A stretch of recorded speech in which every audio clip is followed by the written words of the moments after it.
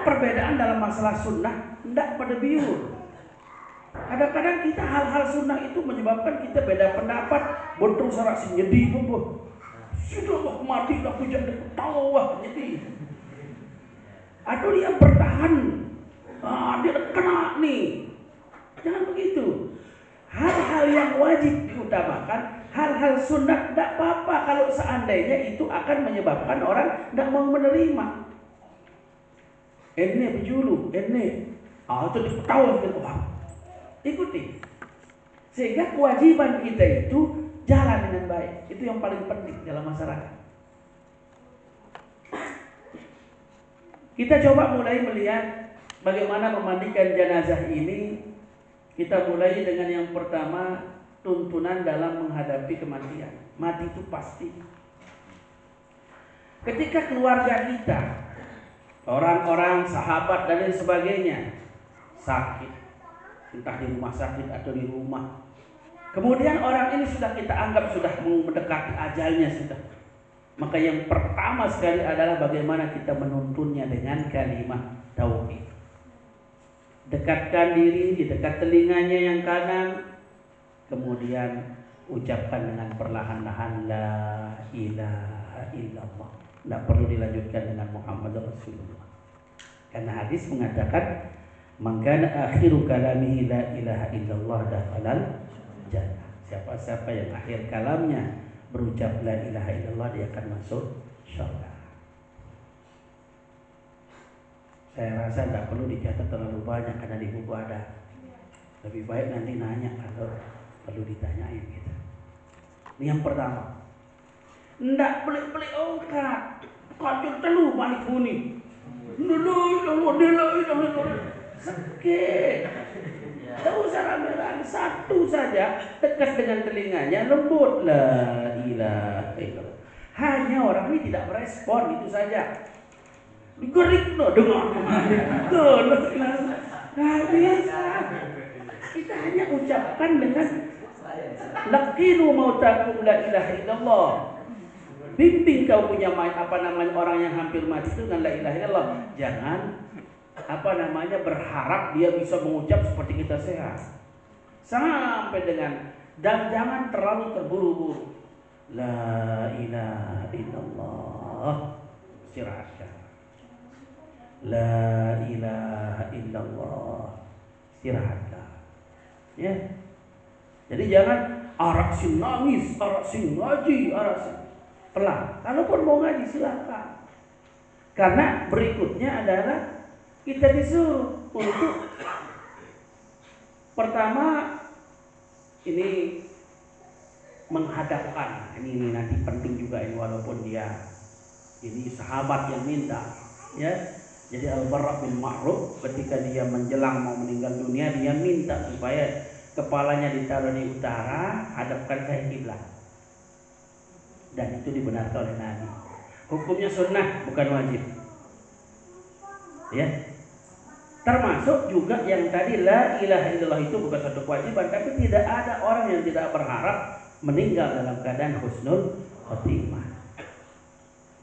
Nah, ingat ini Barra ini dia minta supaya kepalanya ditaruh di utara, dia menghadap kiblat. Kalau kita di Indonesia, kalau di Mekah sih kan kiblatnya ke selatan, di Madinah itu kiblatnya selatan. Kalau Mekah ya keliling. Orang Mekah itu kiblatnya mana? Seluruh kiblat dia, orang Mekah itu. Karena yang berada di sebelah baratnya Masjidil Haram ke timur dia. Jadi orang Mekah itu paling banyak kiblatnya. Gitu. Kemudian membacakan Yasin.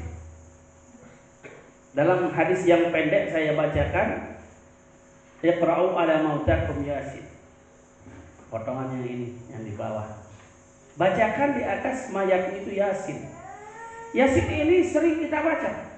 Mau bangun rumah Yasin, mau perpisahan Yasin, mau orang meninggal dunia Yasin. Semua Yasin. Karena memang Yasin ini dia bisa memberi manfaat apa saja yang kita butuhkan. Nah, termasuk di dalam masalah ini, dalam hadis riwayat Ahmad dan Abu Daud, Nasai, Hakim dan Ibnu Hibban itu Nabi menyuruh, bacakanlah kepada orang yang telah dekat ajalnya itu di antara kamu Yasin itu.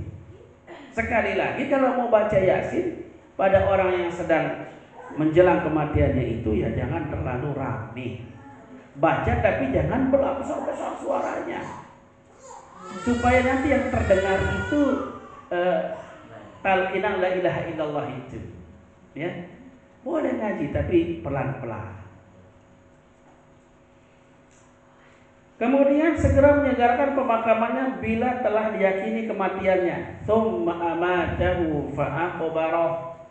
Dalam ayat Al-Qur'an, tsumma amatahu fa'aqbarah, kemudian Allah Subhanahu wa taala mematikan hambanya, fa'aqbarahu. Nah, di sini ada kaidah nahunya menggunakan fa. Tsumma amatahu fa'aqbarah.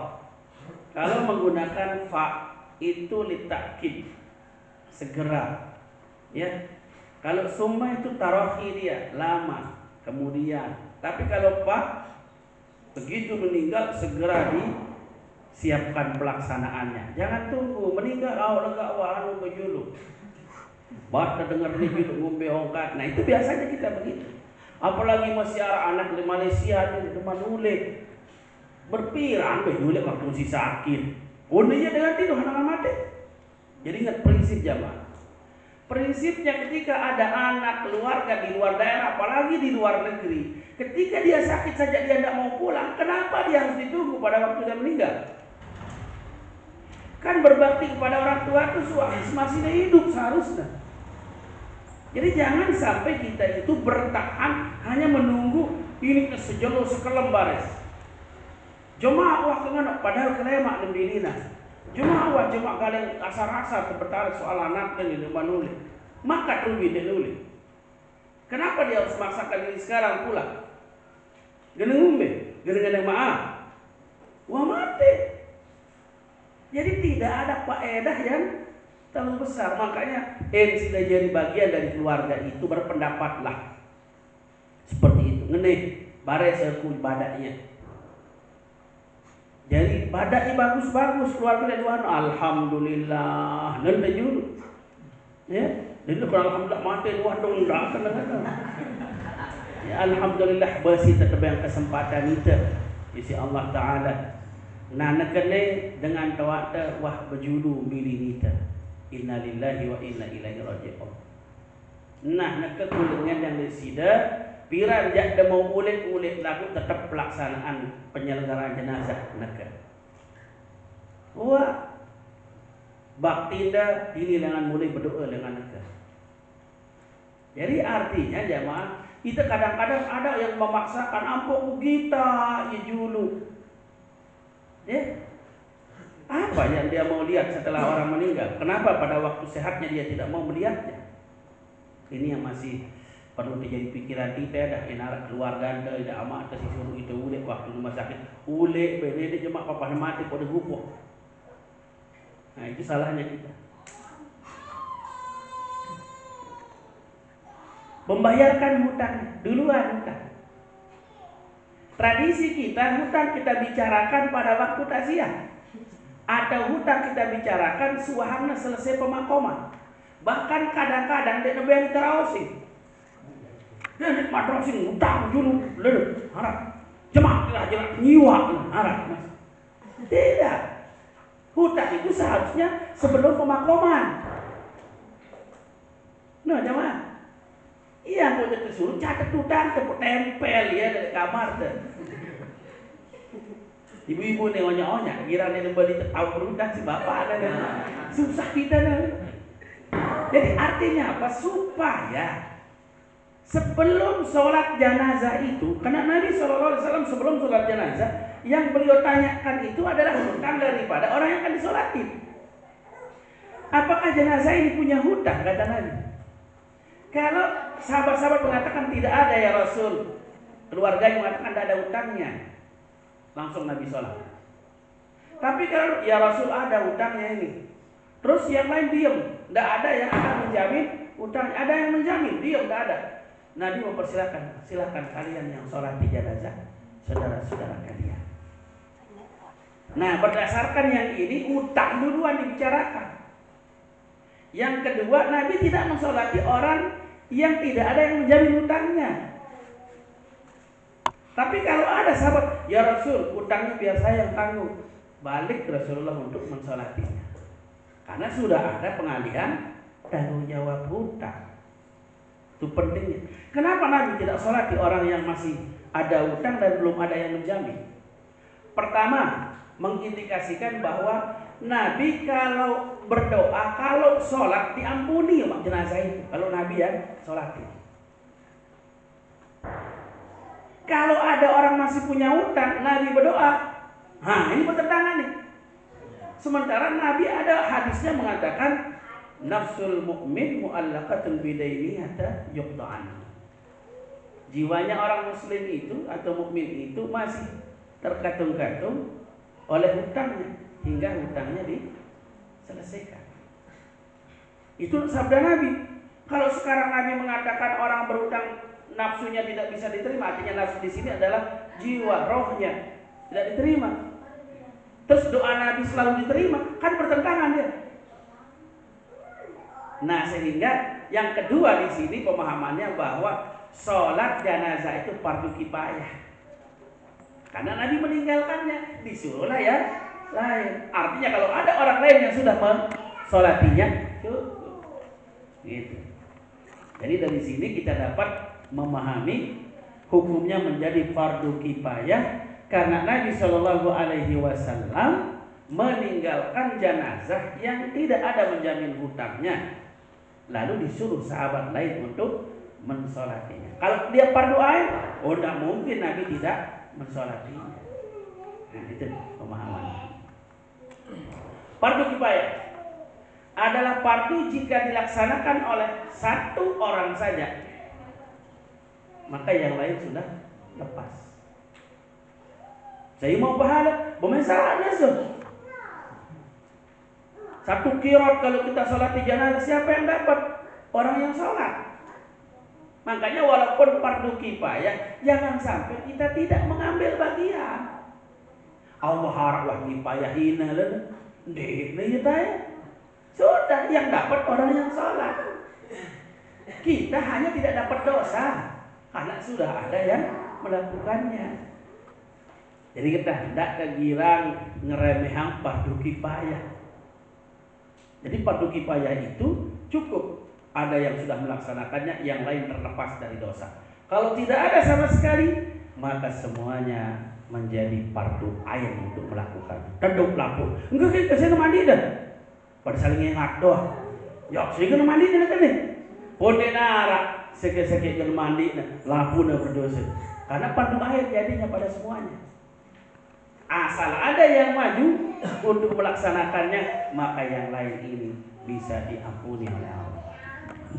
Itu.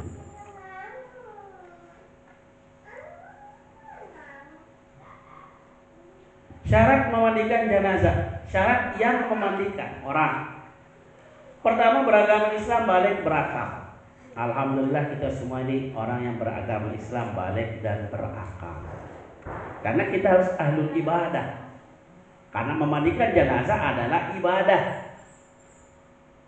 Maka tidak boleh dimandikan kalau bukan ahlul ibadah. Bagaimana kalau dia men? Perempuan yang men dia tetap ahlul ibadah. Hanya sebagian daripada ibadahnya tidak boleh. Ya. Tapi sebaiknya lamun men dak kadede. Nanjang sedih jadi tukang komando. Ya, tapi kalau kita membicarakan ahlul ibadahkah dia tetap sholat dia kanggo, puasa dia kanggo, tawaf dia kanggo, Quran dia kanggo, lalu bersedekah, kanggo bersedekah, karena dia masih dihitung ahlul ibadah. Nah, tapi kalau dia bicara tentang toharoh, maka sebaiknya ibu-ibu yang men atau bapak-bapak yang masih junub, ya, belum mandi wajib, oh iya kan nggak mandi ya, pinggir tahu junub, enggak sih doang sih doang, awak boleh sedih tahu pun, Angkat sudah tidak ada. Banyak saudara hukuman mandi. Iya, jadi karena ini kita bicara toharoh, sebaiknya agar dia di samping, nanti yang memandikannya kita yang komando, tidak apa-apa. Gitu. Berniat memandikan jenazah hukumnya sunnah. Kan ini bukan kita mandi, kalau kita yang mandi ya hukumnya jadi wajib. Tapi ini memandikan, ya. Nggak lawan itu sesilik batur deh. Odak milih mandian jenazah, tahu mikir niatnya, udah kena dengan. Lalu amangku pun udah mandi lah. Iya. Jadi sunnah hukumnya memandikan, niat memandikan itu bukan wajib. Kecuali kalau kita yang mandi wajib ya wajib. Begitu. Kalau dia sunnah apa niatnya? Nawaitu ada al-ghusli ala hadzal mayyit. Atau bahasa Indonesia di dalam hati saja. Saya berniat memandikan jenazah ini. Selesai karena Allah Ta'ala. Dia repot-repot di sini niat, sebab niat itu adalah qasdus syai' muqtarinan bi fi'lih, bermaksud melakukan sesuatu yang langsung dikerjakan, itu niat. Sehingga hati itu sebenarnya tidak memerlukan bahasa. Kan lamun pada bedai lain kan jebrayaan deh. Anak udah pering ngaraos ke situ saling ngatur lagu wah penuh DTD. Ya, itu artinya hati itu dia punya cara sendiri untuk menyampaikan sesuatu. Lamun si ucapan teh lapazan. Ya, dan lafaz niat karena lafaz itu hanya sunnah katanya Imam Syafi'i lagi. Liyusa'idal lisanul qalban, untuk membantu lisan ini hati kita supaya konsentrasinya fokus. Itu gunanya usalli itu. Atau nama itu ada al-ghusli. Nenek kan nawa itu ghusla, bedok sida mandi. Nawa itu ada al-ghusli. Saya berniat melaksanakan pemandian ini. Mengetahui hukum memandikan jenazah, nah ini yang akan kita bicarakan. Apa hukumnya, bagaimana caranya, dan seterusnya. Mana wajibnya, mana sunnahnya. Nah itu artinya mengetahui. Apakah semua orang itu harus ada semuanya mengetahui? Ada yang memimpinnya. Kan kadang-kadang keluarga pada bagian-bagian tertentu, misalnya aurat, pada bagian nanti kita mengistinjakan, itu mesti keluarga terdekat. Yang kadang-kadang keluarga terdekat nundi wah tahu. Ngumbe kuntan kenil nih. Ngumbe dia kan. Nah, jadi disinilah ada orang yang mengerti tentang hukum bagaimana memandikan jenazah. Itu tidak mesti semua yang memandikan itu mengetahuinya, tapi harus ada yang tahu di antara itu. Kemudian amanah dan mampu menutupi aib jenazah. Amanah. Jangan sekali-kali pertama ndak diur mandi jenazah. Diur lupa tali kode diangkat. Ya. Dan ingat ini bukan tontonan numbek dengan mantu dengan mandi jenazah. Kadang mantu dengan mandi jenazah. Orang mandi jenazah ke depan tuh, enggak boleh. Makanya di tempat yang tertutup memandikan jenazah itu suruh tokol dengan tokol sih dia kan. Ngumbe dengan mandi ke pantun. Ya, sama saja tidak bolehnya ya. Kemudian menutupi aib jenazah. Kalau ada kebaikan dalam jenazah itu yang kita lihat, silahkan boleh diceritakan. Tapi kalau ada kekurangan apapun dalam jenazah itu, jangan sampai diceritakan. Jadi secara umum jamaah, begitu meninggal saudara-saudara kita atau keluarga kita, Rasul katakan, "Uzkuru mahasina mautakum wa kufu an masawihim." Ingat, sebut kebaikan-kebaikan daripada jenazah kalian dan tahan diri daripada menyebut keburukan-keburukannya, terlebih-lebih ketika memandikan. Tak usah dibicarakan, terus saja jalankan. Iya, kan orang apa penuh, ini macam, pengot dia macam, tak boleh. Bur, mau ampunan. Makanya, teduh, ingat meninggal dunia dan amanah. Siapa-siapa yang memandikan jenazah, kemudian dia amanah, tidak menceritakan keburukan jenazah itu, maka Allah mengampuni dosanya seperti air yang jatuh daripada itu dan trik apa darah dosa-dosa dengan tinggi mandi. Enggak jadi terlalu baca lima silahkan. Si penting ingat bahwa kita harus amanah di dalam memandikan jenazah. Ini orang yang memandikan jenazah. Kemudian syarat daripada jenazahnya. Jenazah beragama Islam. Ada sebagian tubuhnya, mohon maaf, sangat dengan kecelakaan, ya, atau mutilasi, naudzubillah ya. Ada sebagian tubuhnya, tubuh ya, tubuh. Jadi sebagian tubuh ini namanya tubuh. Kalau mau gerigi-gerigi naiknya doang jadi itu sembahyang ini ya, nah. Jadi solahan bungkus doang apa dan besok bungkus sampo, ya. Jadi kalau memandikan ya mana saja bagian itu ya dipandikan, tapi untuk mensolatkan nanti tidak perlu disolatkan. Kalau itu hanya sebagian kecil. Tapi kalau sebagian badan boleh. Badan ya, ingat ini badan ini adalah yang utama, kepala dengan badan. Kalau tangan, kaki itu pelengkap. Ya. Sebab dia masih mau hidup dengan menara imana atau dinara. Jenazah tidak mati syahid. Ya, jadi jenazah itu kalau dia mati syahid tidak dimandikan, dikafankan hanya dengan menggunakan pakaian perangnya, syahid perang ini maksudnya. Jangan sampai kita salah pemahaman. Banyak pahala-pahala syahid diberikan oleh Allah Subhanahu Wa Taala kepada orang yang mati, misalnya gempa, pahalanya pahala syahid, bukan pelaksanaannya. Ya, orang yang kebakaran, kena bakar, syahid, pahalanya. Ibu-ibu yang meninggal dalam keadaan melahirkan, itu pahalanya. Pelaksanaannya sama. Yang dimaksud syahid di sini adalah di ma'arikah, perang. Ya, harb, ya, perang dengan orang-orang kafir. Nah, kalau ini syahidnya dunia dan akhirat. Kalau yang tadi disebut itu syahid akhirat namanya. Syahidnya adalah pahala. Gitu. Jika bukan bayi yang meninggal karena keguguran. Jika bayi lahir sudah meninggal tidak wajib dimandikan sebelum 4 bulan. Keguguran. Keguguran itu adalah bayi lahir sebelum waktunya. Kalau sebelum waktunya itu berarti sebelum 6 bulan. Karena di dalam Islam 6 bulan itu adalah minimal. Kalau di dalam medis 7 bulan prematur. 6 bulan wah hampir langka sekali. Tapi Islam memiliki toleran. 6 bulan sah dikatakan anak itu umur lahir. Kalau kurang dari 6 bulan itu berarti dianggap keguguran. Orang-orang, anak-anak yang keguguran itu dia punya hukum sendiri nanti. Nanti kita lihat di belakang ya. Yang jelas cara tajhiz jenazah daripada anak-anak keguguran itu nanti kita lihat di belakang. Ketentuan memandikan jenazah. Orang yang paling utama dan mengkafani jenazah laki-laki adalah orang laki-laki yang diberi wasiat. Nah, ada orang yang diberi wasiat, tentu laki-laki ya.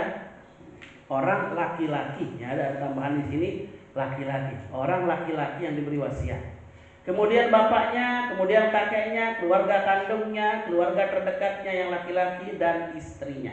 Satu-satunya yang boleh memandikan yang diperkenankan itu istrinya. Ya. Rasulullah SAW dulu pernah bersabda kepada Aisyah, "Lau mutti qabli laghassaltuki." Jika engkau meninggal sebelum aku, kata Nabi kepada Aisyah, maka aku yang akan memandikan. Ya. Kemudian Siti Fatimah meninggal dunia, yang memandikannya Ali. Nah, itu kebalikannya ya. Jadi boleh suami memandikan istri, boleh istri memandikan suami. Lagu no syaratnya harus amanah. Tidak boleh sambil nangis, sambil beratap-ratap, jangan. Lemun-lemun tidak be. Itu alternatif terakhir. Bahkan supaya jadi tambahan wawasan di laun kita ada dengar pendapat no. Ada ulama yang tidak membolehkan. Tapi ini ada ulama karena dia bertentangan dengan hadis makanya tidak masyhur. Tapi apa alasannya ulama itu? Seandainya seorang suami meninggal dunia, maka istri tidak boleh memandikan. Ada.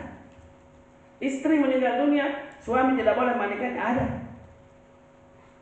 Kenapa begitu? Karena sudah dianggap cerai. Kan cerai mati namanya. Apa hukumnya orang cerai? Orang cerai itu hukumnya masih status istri tapi tidak boleh berganti. Kan begitu? Kalau itu cerai raj'i, talak raj'i. Tapi ini tidak mungkin rujuk. Gimana mau rujuk? Nah sehingga dengan dasar itu katanya dia sudah cerai, maka jangan dibuka lagi auratnya. Tapi sekali lagi ini pendapat ulama dan bertentangan dengan sabda Nabi. Tidak usah dipakai itu. Hanya kalau seandainya suatu saat ada orang mengatakan begitu, berarti alasannya ijtihad namanya. Tapi tidak boleh berijtihad kalau ada nas. Ya. Jadi boleh istri memandikan suami dan boleh suami memandikan istri. Orang yang paling utama memandikan dan mengkafani jenazah perempuan adalah ibunya, neneknya, keluarga terdekat dari pihak wanita tentu. Serta mungkin setelah itu wanita-wanita muslimah yang lain. Jadi utamakan keluarga dulu. Keluarga terdekat. Supaya apa? Supaya bisa diminimalisir fitnah. Ya, supaya amanah orang-orang ini. Tidak mungkin dia akan sebarkan kekurangan keluarganya, tidak mungkin. Begitu. Tapi kalau tidak ada, tidak nebani, atau tidak tahu, atau ngombe, bimbing dia 1-2 orang di bagian-bagian terpenting, yang lainnya nanti bisa muslimah-muslimah yang lain. Ya, suaminya boleh. Ya, lalu merawat si buruk, dedek dalam dimbulang fitnah justru. Ya, toh dalam malaikat ada kapong senina ada. Dengan duit milu memandi si nina-nina lain loh. Nah, jangan sampai. Jadi itu alternatif terakhir. Begitu. Yang memandikan jenazah anak sekarang. Anak laki-laki dan anak perempuan itu boleh dimandikan oleh siapa saja. Anak laki-laki boleh oleh orang perempuan, anak perempuan boleh oleh orang laki-laki. Karena anak-anak itu aurat mereka itu tidak bermasalah, artinya tidak haram. Itu untuk anak-anak. Yang namanya anak-anak kita perbatasi di bawah mumayyiz, ya, haddatsus syahwat, di bawah haddatsus syahwat. Sebab haddatsus syahwat itu beda dengan baligh. Jadi supaya paham, haddatsus syahwat itu adalah batasan di mana orang bersyahwat, lihat, walaupun dia belum baligh. Kan perempuan baligh men. Aku dekat anak-anak kelas 4 ngongkoh beli. Ya, bunuh kena belondang bersekaru dong. Itu sudah haddatsus syahwat. Jadi sudah membatalkan wudu, ingat haddatsus syahwat itu. Jadi untuk membatalkan wudu, untuk aurat, termasuk memandikan, yang kita sebut anak-anak itu kita batasi di bawah haddatsus syahwat. Kalau sudah haddatsus syahwat, jangan. Termasuk membatalkan wudu. Kalau sudah haddatsus syahwat, batal sudah untuk bersentuhan. Walaupun dia belum belum balik. Oh dia teman balik, ulah beli. Ya. Gitu. Nah kemudian ada di bawah ini, jika seorang perempuan meninggal sedang yang masih hidup semuanya laki-laki, atau sebaliknya, arak dengan mati, Nina, dinarak dengan Nina sekit. Sigel mandi ya, mak betok. Bisa jadi karena mungkin satu peristiwa, mungkin di kapal, mungkin di pesawat, sehingga ada yang masih hidup 1 orang, banyak orang tapi laki semua, yang meninggal perempuan. Atau kebalikannya, yang meninggal laki-laki tapi yang hidup semuanya perempuan. Dan orang lain semua dinarak semama, dinarak senina. Bila menarak semama kan dinarak masalah.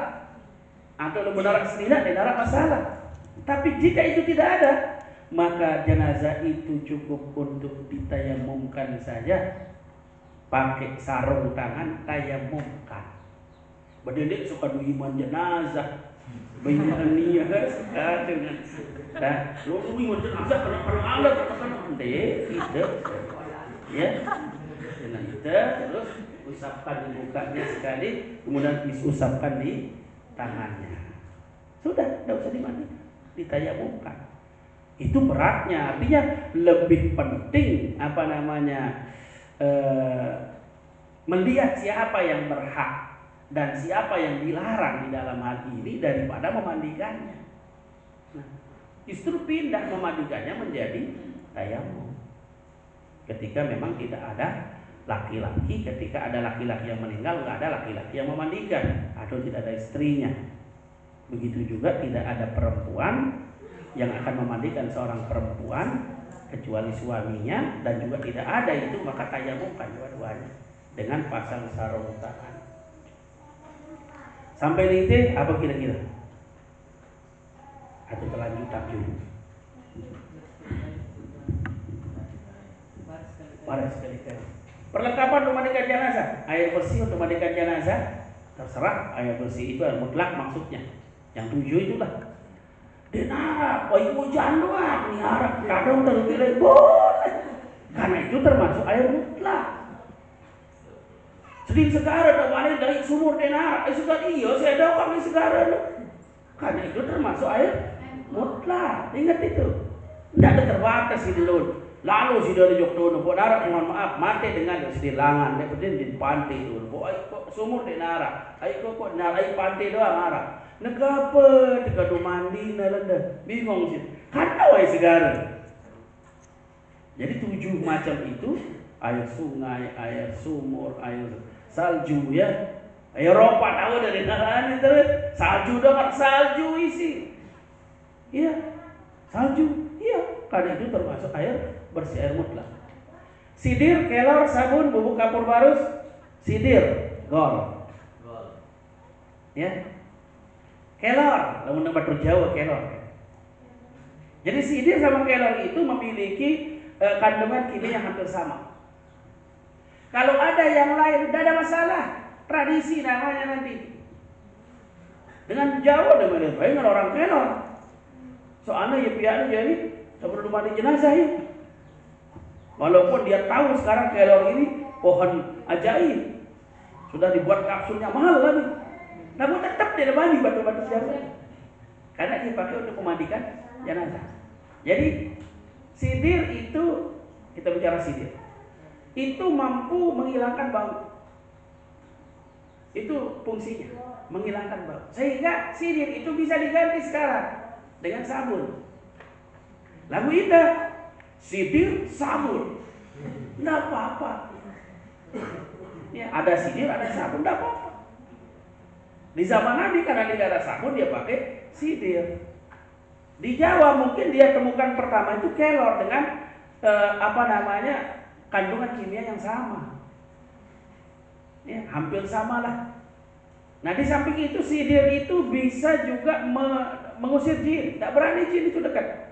Namun depan isi sidir. Ya, ternyata kelor itu juga begitu. Kelor di depan yang sejin. Oleh istri pada gempok selak lain. Lalu kelor dong. Ya, istri paling alih itu selak dalam zaman lain. Karena ternyata memang dia memiliki kemiripan baik dari sisi kimianya maupun dari sisi magisisnya. Jadi magisnya juga begitu. Tapi bukan itu yang jadi urusan.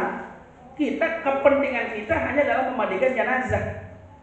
Hanya saja zaman-zaman lain setiap jenazah ia girang berbeda situ salah. Gitu. Makanya jangan sampai dia yang kelem sebenarnya. Lu nak terpanik kalau gedang sini badi baik atau kelor, tidak berani. Nah itu dari sisi magis. Tapi bukan itu, sekali lagi bukan itu yang kita menjadi ukuran kita. Tapi bagaimana supaya orang yang memandikan jenazah ini bisa memandikan dengan nyaman ketika jenazah itu berbau. Sungguh hebat ambuna jenazah lamunah tepat diisi sini dulu telah. Kalah ya. Itu hebatnya. Hanya beberapa masyarakat lah yang sudah coba menggunakan kelor. Nah, di Barat Kuku juga beberapa waktu yang lalu sudah mulai dicoba pakai kelor seperti teman-teman Jawa. Nah, besok insya Allah jemaah darat praktiknya saya sudah sediakan kelor juga dengan bau sidebedang, beda warna. Nah, kemudian sarung tangan untuk mandikan jenazah. Jenazah itu apalagi bagian-bagian aurat haram disentuh dengan tangan. Bagian awal. Apalagi itu. Nah makanya sekarang modern zaman sini kene uang bedoe sarung-sarung ini. Lamun cara lain tapi angin tanah sarung ini lengan keret kapan penggaruk dan jadi lapis. Nah itu dulu belum ada dijual sarung tangan. Namun udah kerja sarung tangan walu, sarung tangan untuk memandikan. Dan itu sarung tangan kiper beli daun merang ada daun. Kalau sarung tangan kiper nih bang, dia sarung tangan mandi, iya. Kan ada sarung tangan jajara masih, tapi sarung tangan mandi pakai karet dia, agak karet dia, agak lembut, supaya lembut dan supaya jangan tangan kita langsung menyentuh kepada bagian-bagian aurat. Semua menggunakan yang memandikan itu usahakan semuanya menggunakan sarung tangan, bagian yang akan menggosok, karena kita perlu kelembutan dalam memandikan jenazah itu. Lamun itu pasang pasangan arah khusus tukang pasangan. Soalnya